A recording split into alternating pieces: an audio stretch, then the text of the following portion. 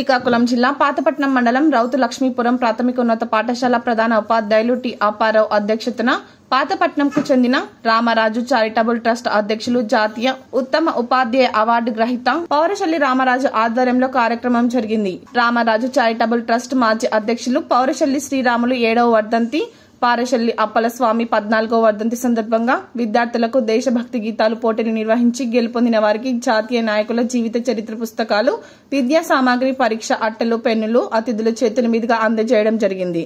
ఉత్తమ విద్యార్థిని సింగం జ్యోతికి రామరాజు చారిటబుల్ ట్రస్ట్ తరపున నగదు పురస్కారం అందజేయడం జరిగింది. ఈ సందర్భంగా రామరాజు మాట్లాడారు.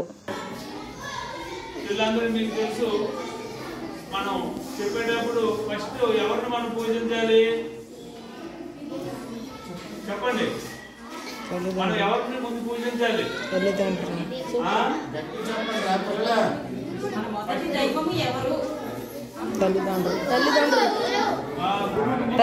తల్లి, తండ్రి, తర్వాత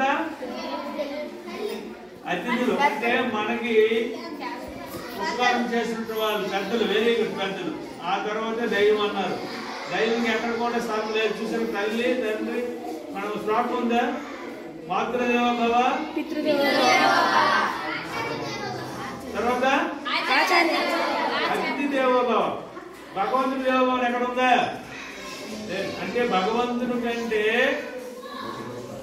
అతిథులు, అతిథుల కంటే ముందు గురువులు, గురువుల కంటే ముందు తండ్రి, తండ్రికి ముందు అంటే ఫస్ట్ ఎవరు? మనం ఏంటంటే చిన్నప్పటి నుండే మీరు అలవాటు చేసుకోవాలి. తల్లి, తండ్రి, గురువు, అతిథులు, దైవాన్ని మనం గౌరవించాలి. అయితే మీరు చిన్నప్పుడు మనకి అన్ని విషయాలు చెప్పేది ఎవరు చెప్తారు? అన్ని విషయాలు ఇంటి దగ్గర తల్లి చెప్పుద్ది. ఆ తర్వాత మిగతావన్నీ కదా.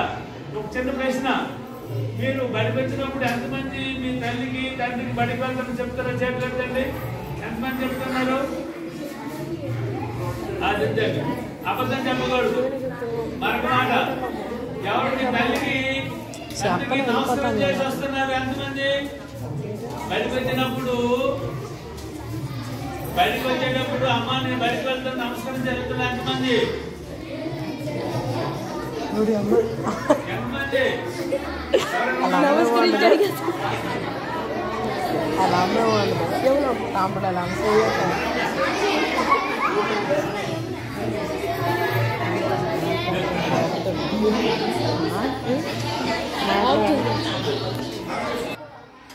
ఎవరైనా బడికి వచ్చేటప్పుడు అమ్మ నేను బడికి వెళ్తున్నాను అని ఎవరైతే నమస్కారం చేసి ఎవరైనా వస్తున్నారా? నిజమే. మీ ఇంటికి వచ్చి అడుగుతాం. ఒకసారి చూడండి సార్, మొక్కలు చూడండి ఒకసారి. అల్లింటికి వెళ్దాం. ఇది అయిన తర్వాత ఎవరూ లేరు. మీకు మనకి ఒరియా పిల్లలు ఇక్కడ ఉన్నారా? ఉన్నారు. మీరు కూడా మన సాధారణంగా తెలుగు పిల్లల కంటే ఒరియా పిల్లలు ఖచ్చితంగా బయటికి వెళ్ళేటప్పుడు కానీ, ఇంటికి పెద్దలు ఎవరు వచ్చినా కానీ, లేకపోతే ఎవరైనా ఉపాధ్యాయులు కనిపిస్తే వీళ్ళకంటే ఈ పెద్దవాళ్ళు అయినప్పటికి కూడా వయసునిచ్చే వాళ్ళు పాద నమస్కారాలు చేసి బయటకు వెళ్తారు. అది ఒక్క ఒరియా ఉన్నట్టు ఉత్తర భారతదేశం అంతా కూడా ఉంది. అది మీరు ఫస్ట్ అలవాటు చేసుకోవాలా. మీ అమ్మాయి కదా, వచ్చిన అమ్మ నేను బయటకు వెళ్ళి వస్తున్నాను నమస్కారం చేసి రావాలా. మీరేంటి బాగా చెప్పకూడదు. బయటకు వచ్చిన తర్వాత ఉపాధ్యాయులు నమస్కారం పెడుతున్నారా? ఎంతమంది నమస్కారం పెడుతున్నారు? ఒక సైడ్ నమస్కారం పెడుతున్నారా? 2 చేతులు. ఇవన్నీ మనకు అలవాటు కావాలి. అందుకే మీకు ఇక్కడ పోటీలు పెట్టాం. ఏ పోటీలు అవి? దేశభక్తి గీతాలు. మన దేశం మీద మన భక్తి పెరగాలి. దేవుడి మీద భక్తి పెరుగుతుందా? అలాగే దేశం మీద కూడా భక్తి అనేది పెరగాలి. అందుకని మీకు ఆ భావం కలగాలనే ఈ దేశభక్తి గీతాల పోటీలను నిర్వహించడమైనది కదా. ఇప్పటి నుండి చిన్నప్పటి నుండి అలవాటు చేసుకోవాలి. అలవాటు చేసుకుంటారా? మరి రేపటి నుండి ఎవరైతే వచ్చేటప్పుడు మీ తల్లిదండ్రులు నమస్కారం చేసినాడో, ఉపాధ్యాయులు 2 చేతులు నమస్కరించడం, మీ ఇంటికి ఎవరైతే అతిథులు వస్తే నమస్కారం చేయడం మీరు అలవాటు చేసుకుంటే మీ భవిష్యత్తు చాలా బాగుంటుంది. అది చిన్నప్పటి నుండి మీరు అలవాటు చేసుకోవాలి. ఇక రెండోది, ఈవేళ నేను ఉపాధ్యాయుడిగా మీ ముందు నిలబడగలిసానంటే దానికి కారణం నేను చెప్పినటువంటి నా తల్లిదండ్రులనండి, లేకపోతే మా గురువులనండి, చాలా మంది అతిథులు అన్నాం కదా, అతిథులు చాలా మంది ఉన్నారు. వాళ్ళందరూ ఆ భగవంతుడి దయ వల్లే నేను ఉపాధ్యాయుడిగా నిలబడగలిగాను.